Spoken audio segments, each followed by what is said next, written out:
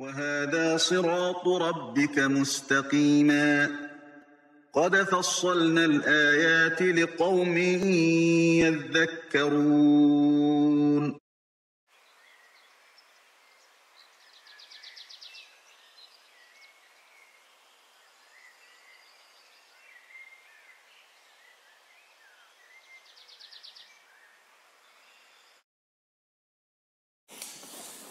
إن الحمد لله نحمده ونستعينه ونستغفره ونعوذ بالله من شرور أنفسنا ومن سيئات أعمالنا من يهده الله فلا مضل له ومن يضلل فلا هادي له وأشهد أن لا إله إلا الله وحده لا شريك له وأشهد أن محمدا عبده ورسوله صلى الله عليه وسلم.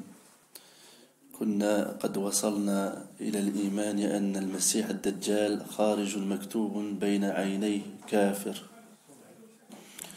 والأحاديث التي جاءت فيه والإيمان بأن ذلك كائن. Donc nous sommes arrivés au point de la croyance, au fondement de la sunna, qui est le fait de croire que le Messie, le faux Messie sortira bien, c'est-à-dire à la fin des temps, et entre ses yeux il est écrit mécréant, kafir, et nous devons croire aux hadiths qui ont été rapportés à ce sujet et croire au fait que ceci aura lieu, que la sortie du Dajjal aura lieu. Donc on avait précisé quelques points sur le Dajjal et on va rajouter quelques points. Donc comme nous avons dit que le Dajjal est bel et bien un humain et ce n'est pas un courant comme certains le disent à notre époque, Tijarun Maddi. Ils disent que c'est un courant matérialiste, et de même que Isa, il sortira à la fin des temps, et ce n'est pas comme le disent certains à notre époque, que c'est un courant religieux, Tijarun Ruhi. Et donc il viendra, le faux Messie viendra à la fin des temps sur une route entre l'Irak et le Cham, qui est la Syrie actuelle, la Palestine, etc., la Jordanie. Et il sèmera la corruption sur terre, et il se répandra sur terre comme dans toutes les contrées, sauf le Mecca ou le Médina, qu'Allah subhanahu wa ta'ala protégera du Messie ad-Dajjal.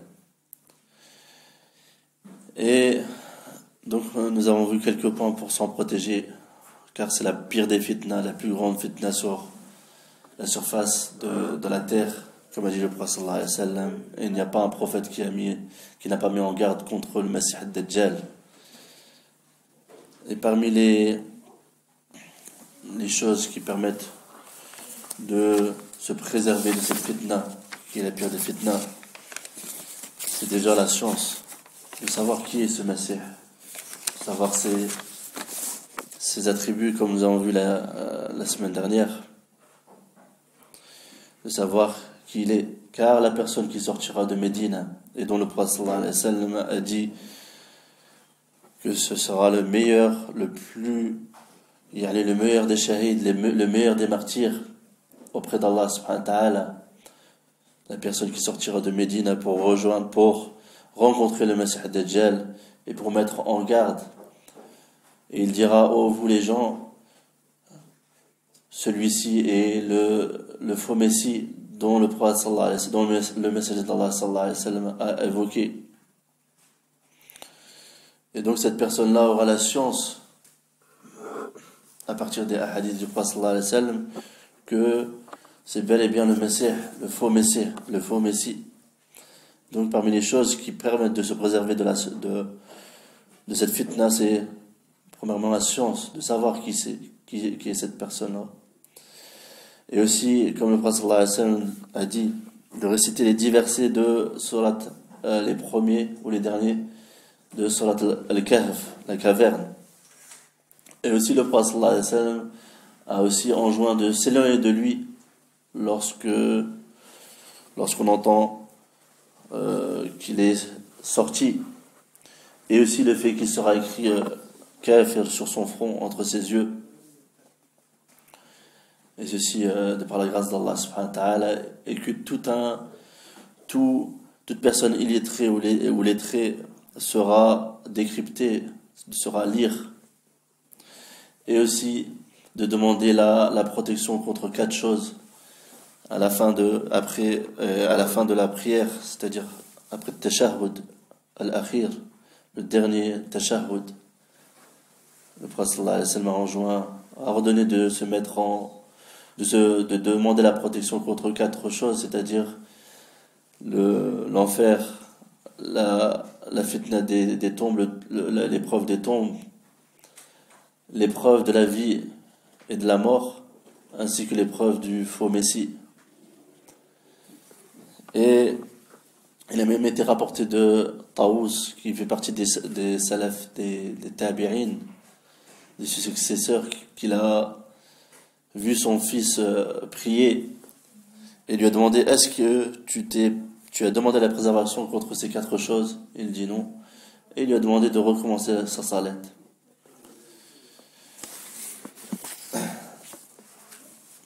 Et nous avons aussi évoqué que le Dajjal s'arrêtera à un endroit proche de Médine, et la Médine sera secouée 3 fois, et tout mécréant hypocrite sortira de Médine.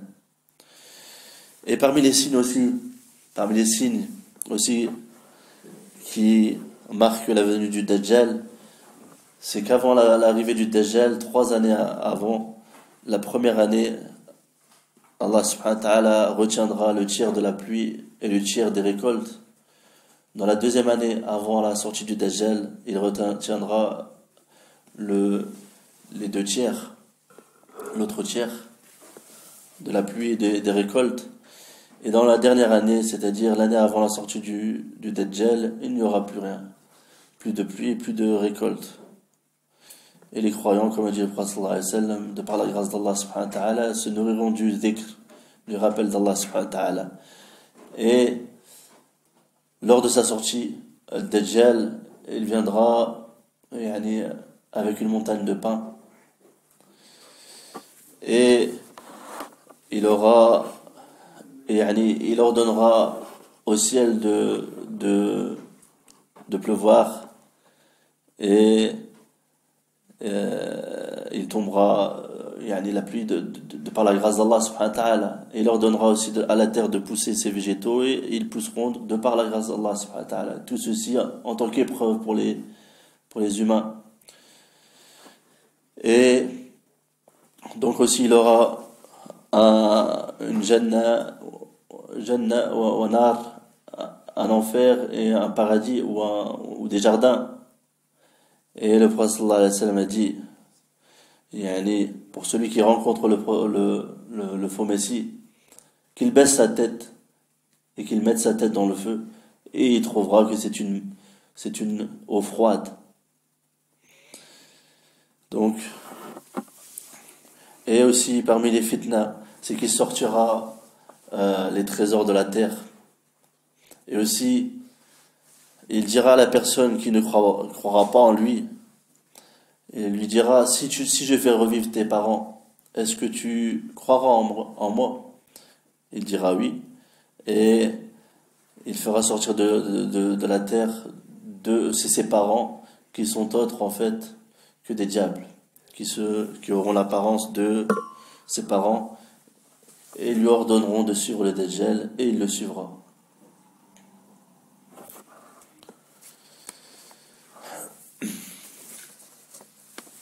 Et donc on en a fini avec Al-Masih Ad-Dajjal. On passe à la suite.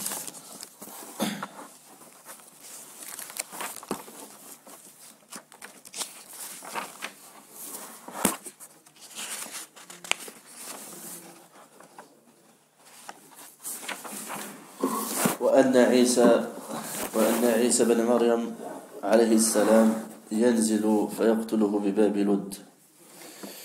قال الشيخ النجمي رحمه الله: قد جاء في صفة نزول عيسى بن مريم عليه السلام أن المسلمين بينما يكونون منتظرين صلاة الفجر ينزل عيسى بن مريم عليه السلام في مهرودتين واضع كفيه على أجنحة ملكين، فيأتي وقد أقيمت الصلاة فيقول له المهدي: تقدم يا روح الله، فيقول: أئمتكم منكم، ثم يخرج يتبع الدجال وفي يده حربة فيدركه بباب لد فيطعنه بها، ثم يأتي إلى المؤمنين فيهنئهم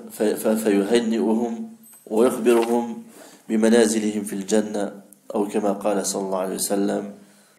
وقد ورد أنه يتزوج بنت المهدي الذي يواطئ له. Donc l'imam Ahmed a dit, donc parmi les fondements, c'est de croire que Isa, le fils de Mariam, c'est-à-dire Jésus, le fils de Marie, alayhi salam, descendra, c'est-à-dire à la fin des temps, et tuera le Messie, le faux Messie, à Bab Lut, c'est-à-dire c'est une ville qui est proche de Beit al-Maqdis, Jérusalem.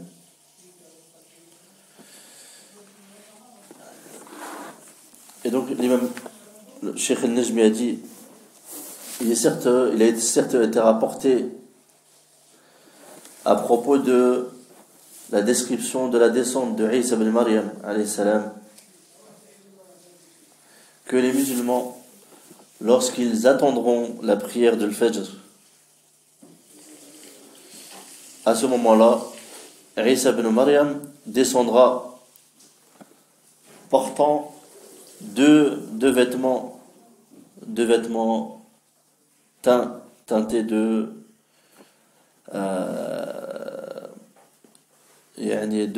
safran et de l'waras, wallah alam, c'est le curcuma. Et il descendra, la description de sa descente, c'est qu'il descendra posé sur les ailes de deux anges. Il posera les pommes de ses mains sur les ailes de deux anges.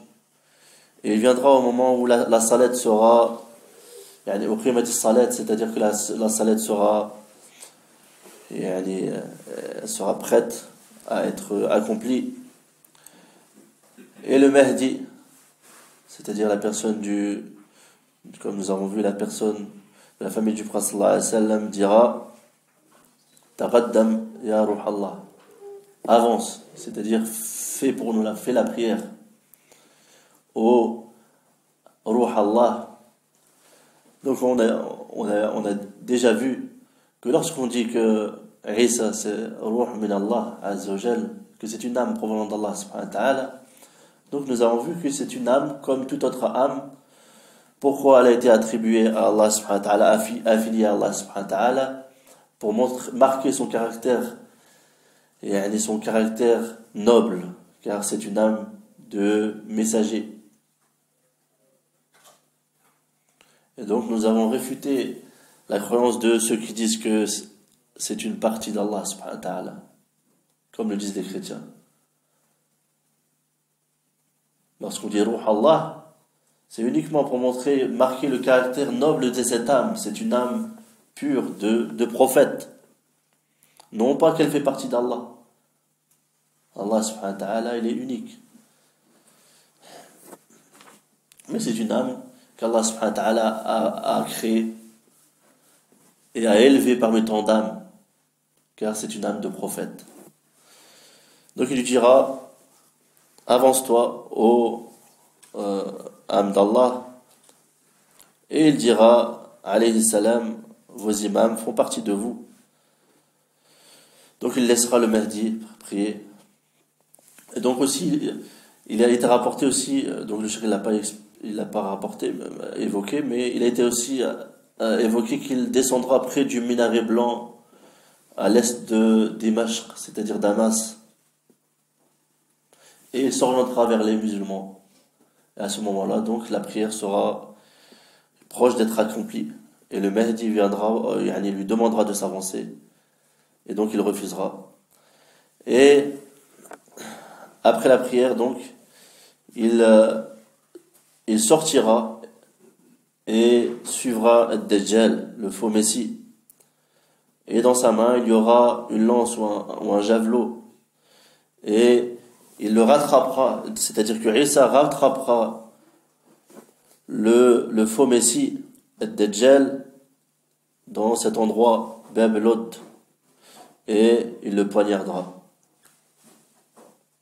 Et puis, il reviendra vers les croyants et leur annoncera la bonne nouvelle, et il les informera de leur rang au paradis.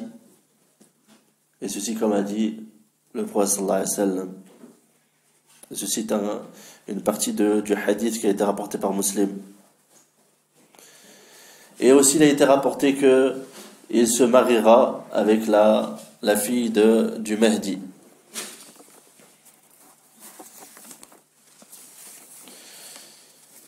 Et donc, à ce moment-là aussi, donc entre parenthèses, à ce moment-là,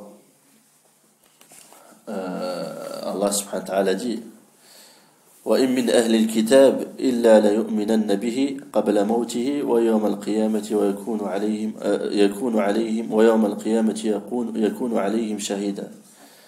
Allah subhanahu wa ta'ala dit, et il n'y aura personne parmi les gens du livre qui n'aura pas foi en lui, c'est-à-dire en Isa avant sa mort, et au jour de la résurrection il sera témoin contre eux.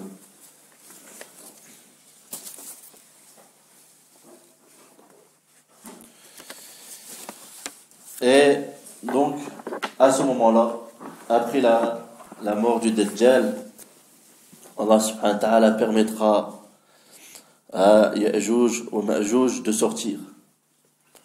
Et donc, Ya'juj ou Ma'juj font également partie des humains, des fils d'Adam.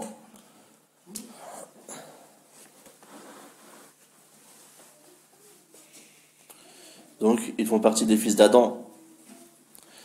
Et Allah subhanahu wa ta'ala révélera à Isa de se réfugier au mont At-Tur avec les croyants. Car Allah subhanahu wa ta'ala lui dira qu'il a fait sortir des serviteurs dont personne ne peut combattre. Et donc, ils se répandront sur terre au point où les premiers d'entre eux qui passeront par le lac de Tibériade, Tabariya, boiront de ce lac, au point où les derniers d'entre eux, tellement leur nombre est immense, les derniers d'entre eux diront, il y avait de l'eau dans ce lac. C'est-à-dire qu'ils videront le lac de ses eaux. Et après avoir terminé, c'est-à-dire après avoir fait périr les gens de la terre, ils diront, nous allons nous occuper des gens des cieux. Et ils tireront avec leurs flèches dans les cieux. Et Allah subhanahu wa ta'ala, en tant qu'épreuve pour eux, il fera que leurs flèches reviendront ensanglantées. Et à ce moment-là, donc Isa et ses compagnons, c'est-à-dire les musulmans qui se sont mis à l'abri au mont Tour, vont invoquer Allah subhanahu wa ta'ala, et Allah subhanahu wa ta'ala enverra une sorte de bête ou de ver qui les fera périr. Et la terre sera jonchée de leurs cadavres. Et Allah subhanahu wa ta'ala enverra des oiseaux au long cou pour laver la terre de leurs cadavres. Et Allah subhanahu wa ta'ala enverra une pluie abondante qui laissera la terre yani la terre, yani qui lavera la terre et qui sera comme un miroir propre. Et puis Allah subhanahu wa ta'ala, il ordonnera à la terre de faire sortir, yani, il ordonnera à la terre, il bénira la terre et elle sortira de ses bienfaits au point où la grenade, ce fruit-là, yani, suffira à un groupe d'hommes, une seule grenade. Et pareil pour le lait des chameaux ou aussi le lait de la vache, etc. Il suffira à un groupe de personnes. Et puis ensuite, Allah subhanahu wa ta'ala fera descendre, yani enverra un vent qui prendra toute âme croyante. Et puis ensuite, l'heure se lèvera sur les pires des créatures. Et ceci fait partie des signes de l'heure, des grands signes de l'heure, c'est-à-dire la sortie de Dajjal, la descente de Isa, la sortie de la bête qui parlera aux gens, aussi la levée du soleil de son couchant. Donc tout ceci il est obligatoire à tout musulman de croire à ceci. Ceci fait partie des fondements de la sunna. ثم قال الإيمان قول وعمل يزيد وينقص. الإيمان قول وعمل يزيد وينقص كما جاء في الخبر أكمل المؤمنين إيمانا أحسنهم خلقا. Et donc nous passons au fondement suivant. Et que chacun vérifie en lui, est-ce qu'il connaît ce fondement, qui est très important. Car nous avons vu au début du livre que ne fait pas partie des gens de la sunna celui qui diverge dans l'un des fondements de la sunna, après que la preuve lui ait été apportée. Et donc la personne qui se dit des gens de la sunna, il se doit de savoir ce point de la aqida, ce fondement de la aqida, ce fondement de la sunna. C'est-à-dire, il se doit de croire, de connaître quel est le sens de l'iman, de la foi dans l'islam. Quel est le sens de la foi? Et donc, celui qui ne connaît pas cette définition, qu'il se pose des questions. Car le fait de se dire, ce n'est pas une prétention de se dire que la personne fait partie des gens de la sunna et du groupe. Non. Les gens de la sunna et du groupe, ils ont une croyance, ils ont une méthodologie, etc. Donc il dit l'imam Ahmed, et la foi, c'est parole et acte. Elle augmente et elle diminue. Comme il a été rapporté dans Al-Khabar, c'est-à-dire la parole du prophète sallallahu alayhi wa sallam, أكمل المؤمنين إيمانا أحسنهم خلقا. Le croyant le plus parfait en foi est celui qui a le meilleur comportement. Le hadith a été rapporté par Abu Daoud et Tirmidhi et authentifié par Al-Albani.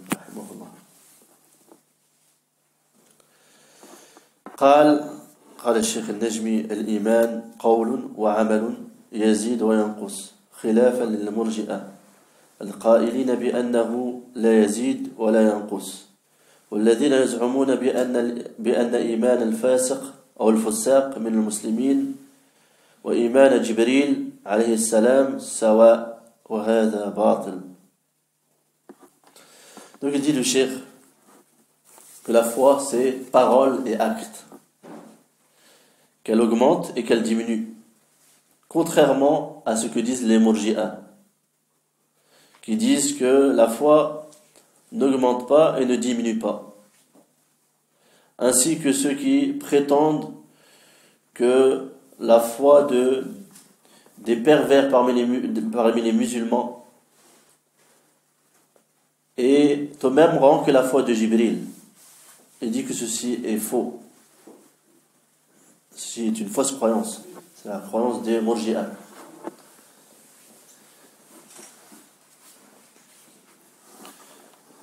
Et donc,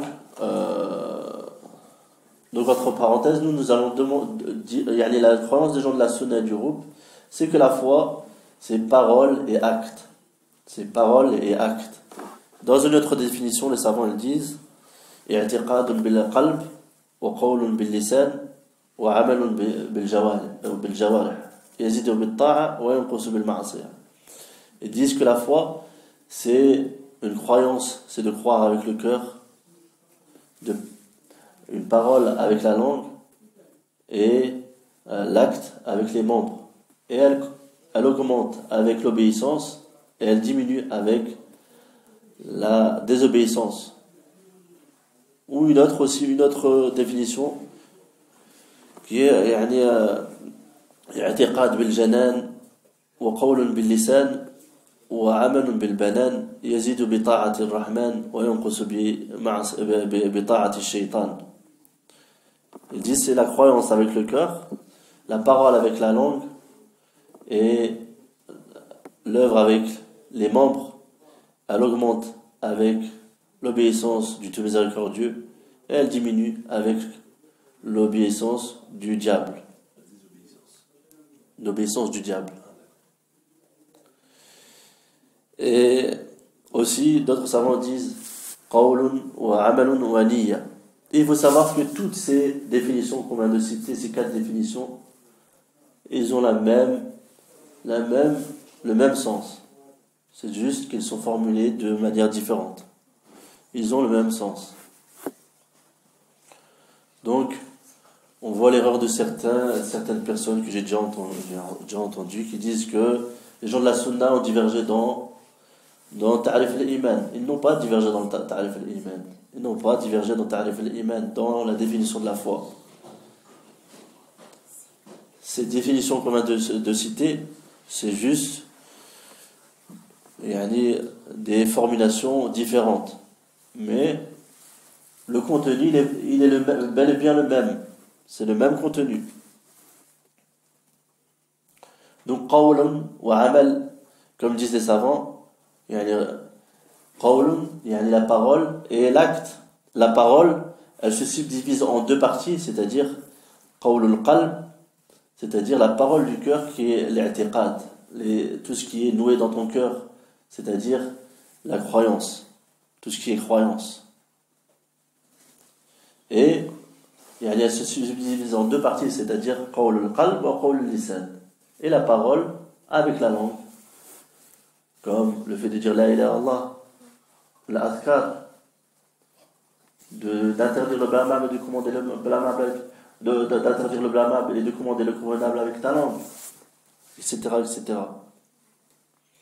Wa amal, il se subdivise en 2 catégories pareillement. Il y a amal al-qalb wa amal al-jawarih, c'est-à-dire les œuvres du cœur, comme disent les savants, c'est taharrukat al-qalb, c'est-à-dire comme l'inaba, c'est-à-dire de revenir vers Allah subhanahu wa ta'ala, se repentir à Allah subhanahu wa ta'ala, tawakkul, le fait de passer sa confiance à Allah subhanahu wa ta'ala, ça fait partie des œuvres du cœur. Al-raja, al-tawakkul, al-inaba, al-raja, c'est-à-dire le fait d'espérer la récompense d'Allah subhanahu wa ta'ala, espérer ce qui est auprès d'Allah subhanahu wa ta'ala. Et amal al-jawarih, c'est-à-dire les œuvres des membres, la salat, etc., etc. Donc on voit bien que toutes ces définitions ont le même sens. Ils ont le même sens. On ne dit pas que les gens de la Sunna ont divergé dans Ta'rif al-Iman. Et donc,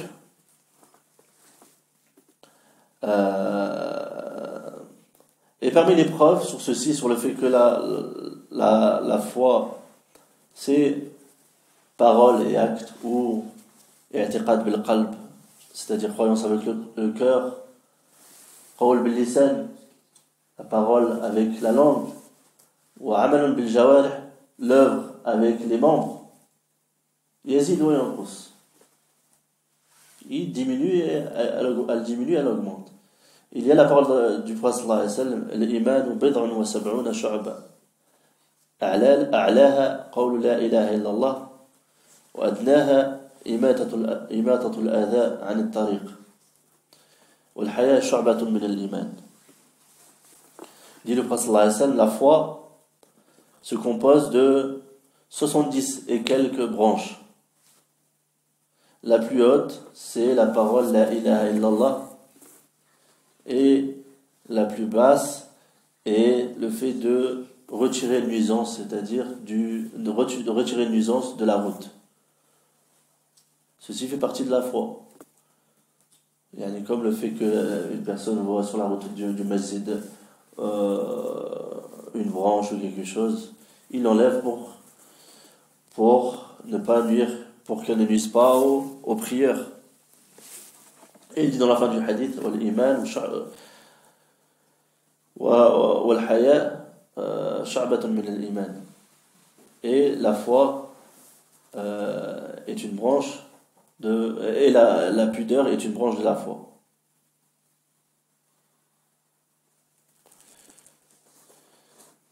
Donc ceci est une preuve que les savants donnent sur le fait que la foi c'est parole et acte.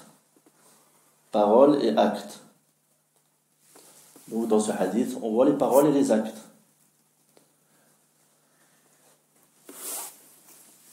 Et wal-haya, la pudeur, ceci fait partie des amal al-qalb,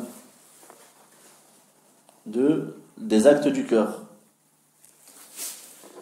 Et al-murji'ah, donc pour eux, la définition de la foi, c'est uniquement al-tasdiq, le fait de rendre véridique. Al-tasdiq, pour eux, c'est le fait de rendre véridique. Et ils disent que la foi, elle n'augmente pas et elle ne diminue pas. Également, c'est pareil pour les khawarij. Les khawarij, ils disent comme les gens de la sunna, ils disent que la foi c'est croyance avec le cœur, parole avec la langue et acte avec les membres, mais ils disent qu'elle n'augmente pas et elle ne diminue pas. Le khawarij. C'est-à-dire que celui qui fait des kabair, il n'a plus d'iman, il n'a plus de foi pour lui. Celui qui fait des grands péchés. Car pour lui, pour eux, la foi n'augmente pas, elle ne diminue pas. Tandis que pour les gens de la sunna, il y a certains actes qui, si la personne les délaisse, elle ne fait plus partie sa foi est annulée. Comme le tawhid, le fait d'accomplir d'adorer Allah subhanahu wa ta'ala seul.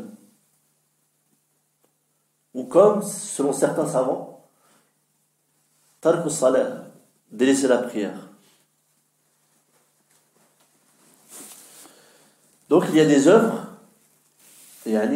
nous les gens de la sunna, on fait entrer les œuvres dans la définition de la foi. Comme on a vu, la foi c'est parole et acte. Parole et œuvre. Et si la personne délaisse les œuvres, elle n'est pas sortie de la foi, mais sa foi descend. Sauf pour quelques œuvres, certaines œuvres, comme on a vu, le délaissement du tawhid. Pour quelques œuvres, sa foi, elle disparaît. Si la personne associe à Allah subhanahu wa ta'ala, elle fait du grand shirk, elle sort de la foi. Et donc, les Al-Murji'a, ils disent que la foi, c'est al-tasdir uniquement, c'est le fait de rendre véridique. Et ceci, si on prend leur parole à la lettre, ceci, pour eux, ceci veut dire que même Abu Talib, pour eux, il est musulman, il est croyant. Car dans son fort intérieur, il rendait véridique le prophète sallallahu alayhi wa sallam. Et le Jahmiya, ils ont été bien plus loin, ils ont dit que l'iman, le sens de l'iman, c'est al-ma'rifa, c'est la connaissance. La connaissance d'Allah subhanahu wa ta'ala. Et ils ont été plus loin, car ceci voudrait dire que, viendrait à dire que même, que tous les mécréants sont croyants, et que même Iblis est croyant, car il connaît Allah subhanahu wa ta'ala.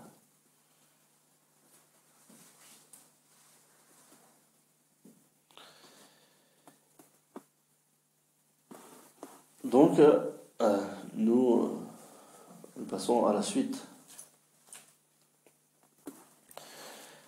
Et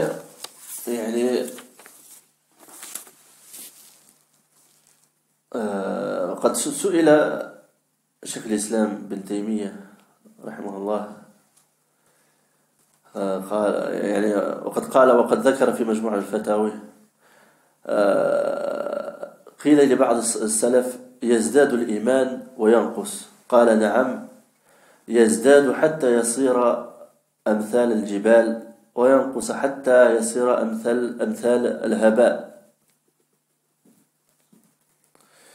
وكذلك قال الإمام البخاري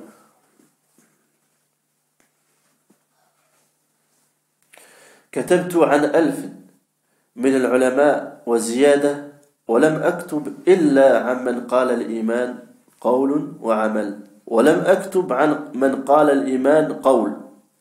وقال لقيت أكثر من 1000 رجل من العلماء بالأمصار فما رأيت أحدا يختلف في أن الإيمان قول وعمل يزيد وينقص. Et Cheikh l'Islam bin Taymiyyah rahimahullah a été questionné, il a évoqué dans Majmou' al-Fatawa qu'il a été dit à certains salafs parmi les salafs, est-ce que la foi augmente et diminue? Et ils dirent oui, elle augmente jusqu'à devenir telle les montagnes et elle diminue jusqu'à devenir telle la poussière.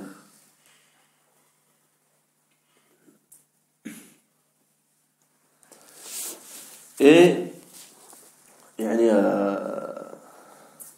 l'imam al-Bukhari aussi a dit rahimahullah, j'ai écrit, c'est-à-dire qu'il a écrit des ouvrages, il a rapporté des ouvrages de 1000 ulama, de 1000 parmi les ulama et plus. Et je n'ai pas écrit de ceux qui disent la foi, il n'a écrit que de ceux qui disent la foi et parole et acte. Mais il n'a pas écrit, ou n'a pas rapporté de paroles de ceux qui ont dit la foi et parole. Uniquement parole, qawl. C'est-à-dire, il n'a pas écrit, il n'a pas rapporté de paroles de ces savants-là qui ne font pas entrer l'amal, les actes dans la foi. Et il dit aussi, rahimahullah, j'ai rencontré plus de 1000 hommes parmi les savants et je n'ai vu aucun d'entre eux diverger sur le fait que la foi est parole et action, ou amal, œuvre ou action, et qu'elle augmente et elle diminue. Donc nous voyons que ceci est affirmé chez les gens de la Sunna, cette croyance qui est que le sens de la foi est qawl wa amal, parole et acte. Et tout un chacun se doit de connaître ceci, de savoir. وقد دل على زيادة الإيمان ونقصانه آيات من القرآن قال تعالى في سورة المدثر ويزداد الذين آمنوا إيمانا ولا يرتاب الذين أوتوا الكتاب.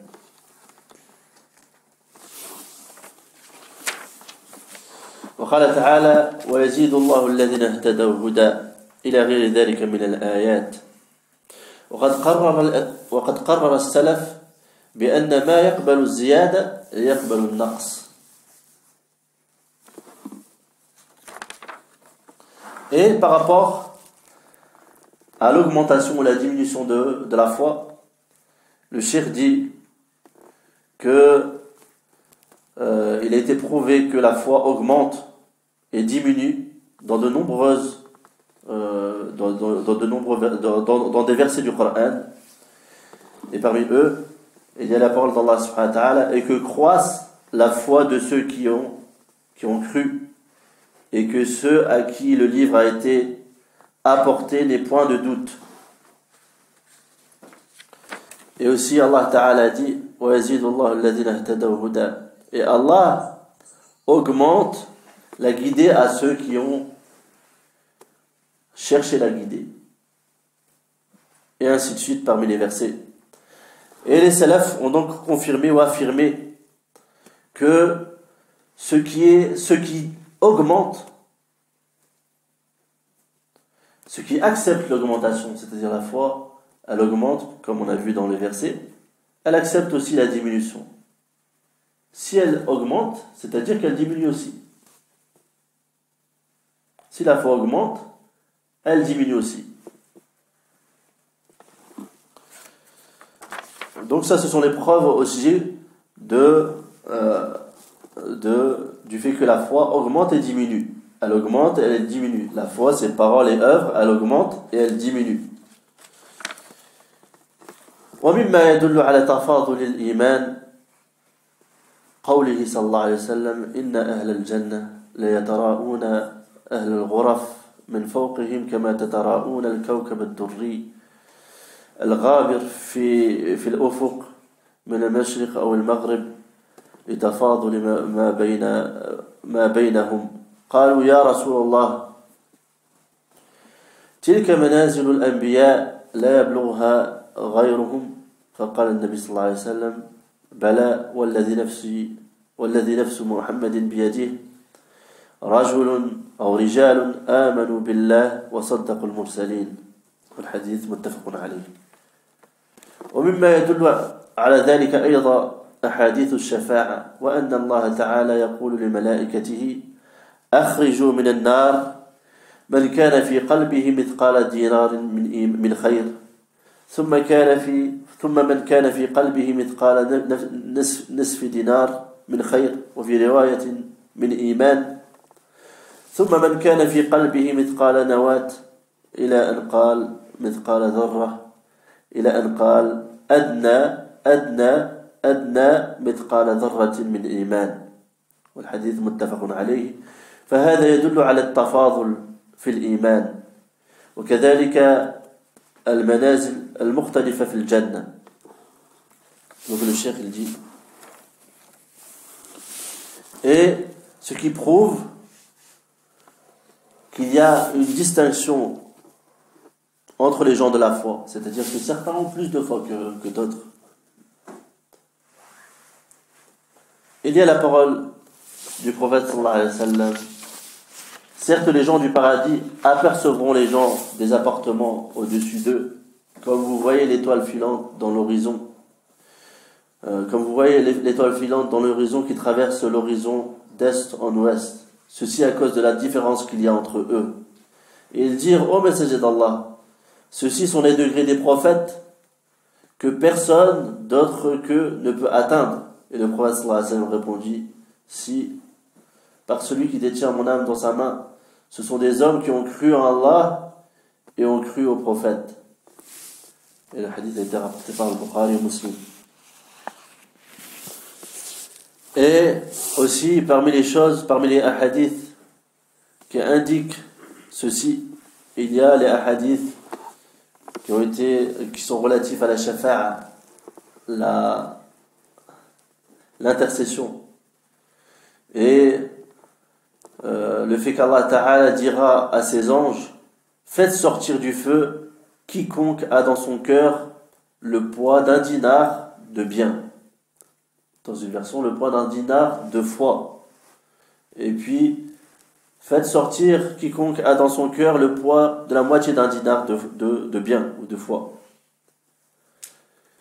Et puis, faites sortir quiconque a le poids d'un noyau, de foi, jusqu'à ce qu'ils disent, Allah subhanahu wa ta'ala dise, faites sortir celui ou quiconque a dans son cœur le poids de la petite fourmi.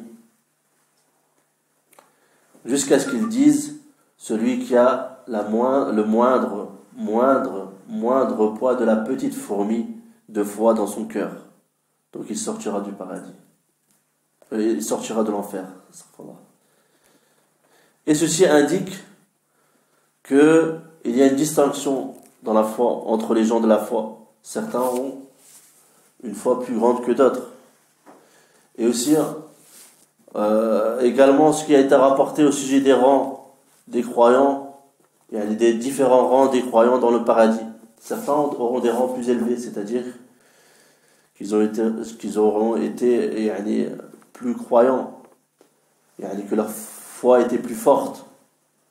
Et aussi, il y a un hadith qui a été rapporté du prophète sallallahu alayhi wa sallam, qui a été authentifié par Sheikh Al-Albani, qui dit que si la foi de Abu Bakr était pesée avec la foi de sa communauté, de la communauté du prophète sallallahu alayhi wa sallam, la balance, si elle aurait été mise sur le côté d'une balance, elle aurait penché vers la foi de Abu Bakr. Et donc ceci vient réfuter la croyance de ceux qui disent que la foi n'augmente pas et ne diminue pas. Au contraire, chez nous les gens de la sunna du groupe, la foi diminue et augmente.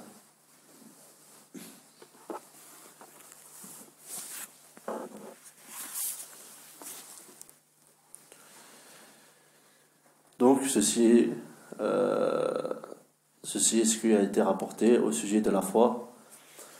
Donc, donc on va s'arrêter là. S'il y a quelqu'un qui a une question au sujet de la foi, au sujet du sens de la foi,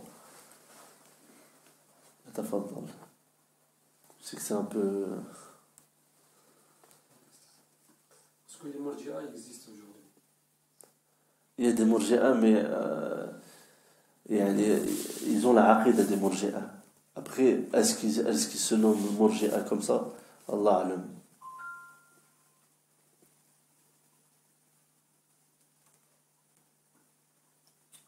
Tout à l'heure, tu as dit que Allah il va sortir celui qui a un atome, en fait, un atome de foi dans son corps, par rapport au tawhid, c'est ça?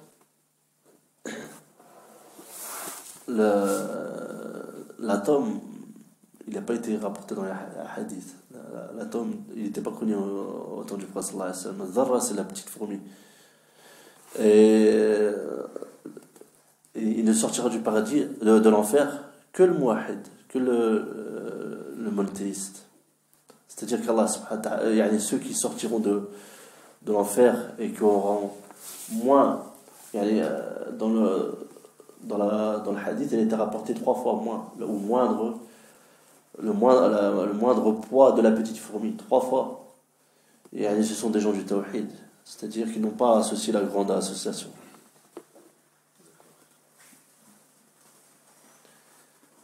سبحانك اللهم وبحمدك أشهد أن لا إله إلا أنت أستغفرك وأتوب إليك